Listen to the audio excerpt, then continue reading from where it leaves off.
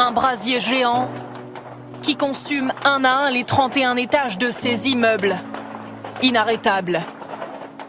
Des tours d'habitation entourées d'échafaudages en bambou que l'on entend se consumer comme de simples allumettes.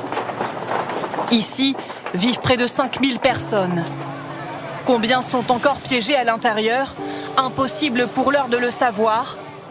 En bas, les nombreux habitants évacués sont sidérés. Dehors, tout le monde criait qu'il y avait un incendie. Vous vivez à côté? En fait, j'habite dans celui qui brûle là. J'habite dans l'un des immeubles, donc j'ai vu le feu se propager entre les bâtiments. Ça a brûlé sans que personne n'arrose. Je n'ai vu aucun pompier.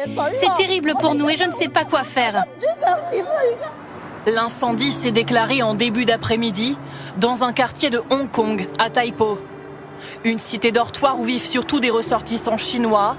Au moins 7 des 8 tours de ce complexe sont brûlés. Voici ce qui pourrait être le départ du feu, en bas de l'un des échafaudages en bambou, que l'on voit ici s'effondrer. Hong Kong est l'une des dernières villes à utiliser cette technique ancestrale sur ses chantiers. Plus léger que l'acier, le bambou est aussi plus inflammable. Après plus de 12 heures de lutte ce soir, l'incendie n'est toujours pas éteint et les habitants sont à bout.